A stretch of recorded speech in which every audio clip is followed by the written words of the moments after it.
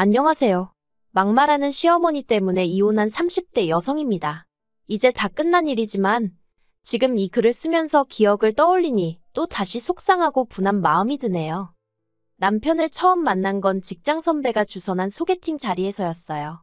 다만 그 소개팅이 굉장히 의외였는데 제가 소개팅을 주선한 선배와 가까운 사이도 아니었고 그렇다 보니 제가 소개팅을 해달라고 부탁을 한 것도 아니었거든요. 그래서 그 선배가 정말 괜찮은 후배가 있다며 저더러 한번 만나보지 않겠냐고 물었을 때 좀 뜬금없다는 생각을 했던 게 사실이에요. 그리고 솔직히 마음 같아선 괜찮다고 거절하고 싶었지만 제가 다니던 회사가 워낙 규모가 작다 보니 괜히 뒤에서 이상한 말이라도 나오면 그건 그거대로 골치가 아프겠다 싶더라고요. 그래서 그냥 밥이나 먹고 오자는 생각으로 어쩔 수 없이 나갔던 자리였습니다. 그리고 친하지 않은 선배가 주선한 자리다 보니 솔직히 아무런 기대치가 없었던 게 사실이에요. 하지만 이게 웬걸 싶을 정도로 남편은 선배 말대로 꽤나 괜찮은 사람이었습니다. 탄탄한 직장에 다닌다는 것도 미리 들어 알고 있었고 사진으로 이미 얼굴도 보고 나간 자리였으니 그런 조건들은 제쳐두고라도 성격이 너무 괜찮았어요. 말수가 많지는 않았지만 말 한마디 한마디가 조심스럽고 배려가 있었달까요? 그리고 그런 와중에도 제가 마음에 들었던 건지 적극적으로 자기 마음을 표현하는 게 인상적이더라고요. 그래서 저희는 이후로 2번을 더 만나고 본격적으로 연애를 시작했습니다. 하지만 연애를 하면서도 솔직히 남편과 결혼까지 하게 될 거라는 기대는 없었는데 그건 바로 제 자신이 처한 상황 때문이었어요. 저는 편모가정 그러니까 홀어머니 밑에서 자랐거든요. 그리고 학창 시절 내내 편모가정에서 자란 아이한테 세상이 어떤 편견을 갖고 있는지 몸소 겪으며 배워왔기에 한마디로 자신이 없었습니다. 누군가 저를 단지 편모가정에서 자랐다는 이유로 싫다고 하면 제가 어떻게 달리 설득할 방법이 없다는 걸 너무나 잘 알고 있었으니까요. 그런데 이런 제 고민과는 별개로 남편은 시간이 흐를수록 결혼 이야기를 꺼내는 일이 잦아졌습니다. 우리가 결혼하면 애는 몇이나 낳자는 둥, 몇 살이 되면 서울 생활은 접고 어디 가서 살자는 둥. 그리고 그런 남편에게 저는 어떤 확답도 줄 수가 없었으니 답답하고 미안한 마음뿐이었네요. 그러다 우려하던 대로 남편이 정식으로 저에게 프로포즈를 해왔습니다. 그리고 저는 더는 숨길 수가 없었기에 남편에게 제가 처한 상황을 모두 솔직하게 털어놓았어요. 하지만 말없이 제 이야기를 한참이나 듣고 있던 남편이 그게 왜 문제냐고 반문을 하대요. 그리고는 자기도 편모가정인데 그러면 저희 어머니가 자기를 싫어하는 거냐고 묻는 거예요. 근데 저는 그때까지만 해도 남편이 제 기분을 풀어주려고 농담을 하는 줄 알았어요. 그래서 제가 농담하지 말라니까 그제서야 정말 진지한 얼굴로 사실이랍니다. 자기도 어머님이 혼자 자기를 키워주셨다고요. 다만 저와 남편이 처한 상황은 닮은 듯 달랐는데 그건 저희 친정의 경우 사별로 인한 편모가정이었고 남편 쪽은 이혼이었어요. 그래서 친정어머니는 그 어떤 도움도 받을 곳 없이 혼자 저를 키우셔야 했지만 남편은 아버님이 그래도 꼬박꼬박 양육비며 생활비를 보태주셨다는 거예요. 그래서 그 덕에 어머님은 아버님이 살아계시던 동안에는 계속해서 전업주부로 지내실 수 있었다고요. 아무튼 차이가 있기는 했지만 이런 이야기를 어디 가서 시시콜콜 할 것도 아니고 남들이 보기엔 똑같은 편모가정이었겠죠. 그리고 그래서인지 양쪽 어머님들 다 그 부분에 대해서는 크게 묻지도 따지지도 않으셨어요. 남편도 저도 어쨌든 서로의 처지가 비슷하니 동지애라고 해야 할지 누구보다 서로가 서로를 이해해 줄 수 있겠다 싶었죠. 그런데 본격적으로 결혼 이야기가 진행되던 어느 날 남편이 저에게 제안할 게 하나 있다고 했습니다. 그래서 그게 뭐냐고 물으니 결혼하고 딱 2년만 합가를 하면 안 되겠냐고 하대요. 아버님 어머님이 이혼하신 이후로 하루도 어머님하고 떨어져 있어 본 적이 없다며 갑자기 어머님 혼자 두고 나와 산다고 생각하니 여러 가지로 마음이 쓰인다면서요. 그리고는 대신에 원하면 저희 친정어머니도 인연을 모시고 살잡니다. 자기는 제가 원하면 그렇게 해줄 수 있다고요.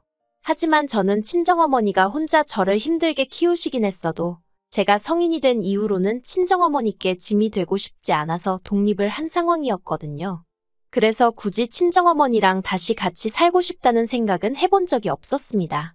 친정어머니도 이 나이에 다 큰 자식 뒷바라지 할 일 있냐며 합가에 히읗자만 나와도 손사래를 치시는 분이셨고요. 그래서 남편이 나름대로 해온 제안이란 게 솔직히 그다지 와닿지 않았어요. 그리고 남편도 그게 별로 효과가 없다는 걸 눈치챘던 건지 또 이런저런 이유를 갖다 댔습니다.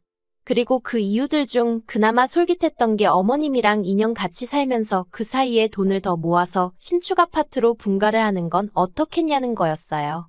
그래서 남편에게 져준다는 마음으로 알겠다고 했네요. 하지만 합가를 한 건 정말 제가 제 발등을 찍은 거나 마찬가지였습니다. 합가를 시작하기가 무섭게 어머님은 저희에게 생활비로 150만 원을 요구하셨거든요. 그리고 생각지도 못한 큰 액수에 제가 놀랐더니 어머님이 그럼 뭐 시애미 등골에 빨대 꼽고 살려고 그랬냐면서 염치도 없고 뻔뻔하다 하시대요. 정말로 여러 가지로 놀랐습니다. 결혼 전에는 한 번도 이런 말투로 저에게 말씀하신 적이 없으셨으니까요. 저에게 늘 새애기라고 불러주셨고 저희 어머니한테 사돈사돈 하시던 분이셨어요. 그리고 저희가 무슨 말만 하면 세상 온화한 미소로 대답을 대신하신 적도 여러 번이셨지요. 그런데 정말 합가를 딱 시작하자마자 생활비가 어떻고 하시면서 돈 내놓으라 소리를 하시질 않나? 저를 야, 너 하고 부르시질 않나? 그래서 같이 산 지 일주일 만에 이렇게는 못 산다고 했어요. 남편더러 이렇게 막말 들어가며 돈까지 뜯겨가며 내가 왜 어머님이랑 살아야 하는지 모르겠다고 했죠. 그랬더니 남편이 앞으로 어머님이 막말 못하시게 중간에서 자기가 잘하겠다며 싹싹 빌대요. 그리고 정말로 남편이 어머님께 뭐라고 이야기를 했는지 이후로 어머님이 생활비에 대해서는 입도 뻥끗 안 하시더라고요. 그래서 남편이 있는 한 내가 당하고만 살지는 않겠구나 싶어서 그냥 약속한 대로 2년만 버티자고 마음을 먹었네요. 하지만 이건 그저 맛보기에 불과했습니다. 한 달쯤 지나가니 어머님의 막말이 다시 시작되었거든요. 제가 일일이 여기에 적질 않아서 그렇지 매일같이 어머님이랑 붙어있다가 어쩌다 한번 친정어머니라도 만나고 오면 그렇게 니네 엄마가 좋으면 아예 거기 가서 살지 내 집에는 왜 오냐고 하시질 않나. 여자가 돈 번다고 밖으로 싸도느라 살림을 그렇게 하면 남편이 바람펴도 할 말이 없다질 않나. 그리고 이때마다 자기가 막아준다며 호언장담하던 남편은 막아주긴커녕 저더러 왜 매번 어머님하고 부딪히는 거냐며 그냥 저더러 참으라는 소리만 해대기 일쑤였어요. 평생을 저렇게 사신 분인데 이제 와서 누가 어떻게 고치겠냐면서 그냥 한 귀로 듣고 한 귀로 흘리라면서요. 그리고 사람이 왜 매번 같은 일을 하다 보면 특정 부위에 굳은 살이 배기잖아요. 제 마음이 딱 그랬습니다. 하루가 멀다 하고 어머님한테 막말을 듣다 보니 언젠가부턴 웬만한 말에는 크게 충격을 받지도 않았고 상처를 입지도 않았어요. 그냥 또 저러시는구나 하고 많은 수준에 이르렀던 거지요. 한편 친정어머니께서 올해 초 회사를 관두셨습니다. 정년퇴직까지는 아직 몇 년 더 남아있었지만 평생을 일만 하셨다 보니 이제 좀 쉬고 싶다고 하시더라고요. 친정어머니 표현을 빌리자면 그나마 관절이 쓸만할 때 여기저기 놀러도 다니고 누구 엄마가 아닌 여자 누구누구로 살아보고 싶다면서요. 그리고 저는 그런 친정어머니의 결정을 응원하고 지지해드렸습니다. 어머니가 원하시는 건 뭐든지 해보시라고요. 그런데 이 이야기가 보나마나 남편을 통해서 였겠지요. 어머님 귀에도 들어간 모양이었습니다. 저녁 식사 자리에서 어머님이 저더러 니네 엄마 회사 관두냐고 물으시대요. 참고로 니네 엄마 소리가 거슬렸지만 하루 이틀 일도 아니라서 그냥 그러려니 하고 말았어요. 제가 네 하고 대답하니 관두고 뭐 한대냐며 또 물으시길래 여행도 다니시고 좀 쉬고 싶으신가 봐요 했어요. 그랬더니 어머님이 표정을 싹 바꾸시며 말씀하시길 다 늙어서 그게 무슨 추태냐입니다. 저는 제 귀를 의심했어요. 평소에 어머님이 언행이 고우신 분은 아니셨고 그래서 뭐 좋은 소리가 나올 것 같지는 않았지만 그래도 추태라니 기분이 확 상했지요. 그래도 여기까지도 그냥 꾹꾹 눌러 참았지 뭐라 따지고 들지는 않았습니다. 그냥 빨리 대화를 끝내야겠다는 생각뿐이었던 것 같아요. 그런데 어머님께서는 계속해서 가짠타는 표정으로 니네 엄마는 어디서 돈이 나서 그런 생각을 하는 거냐며 저더러 친정에 몰래 돈 주냐입니다. 그리고 그 말에 그때는 저도 짜증이 나서 친정어머니가 직장 생활을 몇 년을 하셨는데 그 정도 여윳돈은 있으시겠죠 하고 대꾸해버렸어요. 그랬더니 어머님이 하시는 소리가 야 니네 엄마 암만 해도 남자 생겼나 보다며 노망난 거 아니냐는 거예요. 정말 그 순간 너무 화가 났어요. 그래서 버르시고 나발이고 그런 건 생각도 못하고 어머님한테 무슨 말씀을 그렇게 하시냐고 소리를 질렀습니다. 일평생 남한테 손 한 번 안 벌리시고 열심히 사신 분이라고 당신 능력으로 뭘 하고 사시든 어머님이 간섭할 일이 아니라고요. 그리고 저희 어머니가 뭘 하시던 이렇게 뒤에서 남 욕이나 하는 어머님보다는 훨씬 낫다고 해버렸습니다. 그랬더니 뭐 난리가 났지요.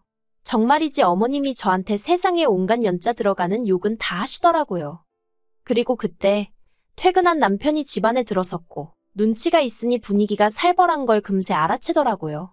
저더러 무슨 일이 있었냐길래 어머님한테 들으라고 했습니다. 기분 나빠서 입에 담기도 싫다고요. 그랬더니 어머님이 또 저러더 미친모라며 욕을 퍼부으셨는데 제가 남편더러 당장 다음 주에라도 분가하자고 그거 아니면 그냥 갈라서 자고 해버렸습니다. 그랬더니 남편도 이번엔 사태의 심각성을 느꼈는지 어머님더러 도대체 무슨 소리를 하셨냐고 언성을 높이더라고요. 하지만 남편이 어머님한테 뭐라건 간에 저는 도무지 분한 마음을 삭힐 수가 없었습니다. 그래서 방으로 들어가 여행용 가방에 무턱대고 제 짐을 챙기기 시작했어요. 분가까지는 얼마 남지 않은 시점이었지만 그때까지 이 집에 있다간 분가하기 전에 내가 미치거나 죽거나 둘 중 하나겠다 싶었으니까요. 그래서 아무렇게나 짐을 싸서는 방문을 열고 나왔어요. 그랬더니 남편이 이건 또 뭐냐면서 저더러 제발 좀 참으랍니다. 그리고는 한다는 말이 그냥 어머님이 원래 입이 거칠어서 하신 말이지 진짜 장모님더러 노망났다고 한 소리가 아니라는 궤변을 늘어놓대요. 그래서 됐다고 했습니다. 어머님도 당신도 지긋지긋하다고 같이 안 살겠다고요. 그리고는 뒤도 안 돌아보고 친정으로 왔어요. 친정어머니는 저를 보고 깜짝 놀라신 눈치였습니다. 조심스레 저더러 남편하고 싸웠냐고 물어보시는데 저도 모르게 눈물이 터져나오대요. 그간의 서름이 밀려 올라오는 것 같았거든요.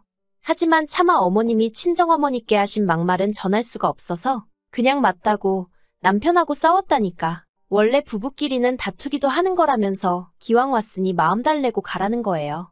그리고 그런 친정어머니의 위로에 전 또 한바탕 울고 말았죠.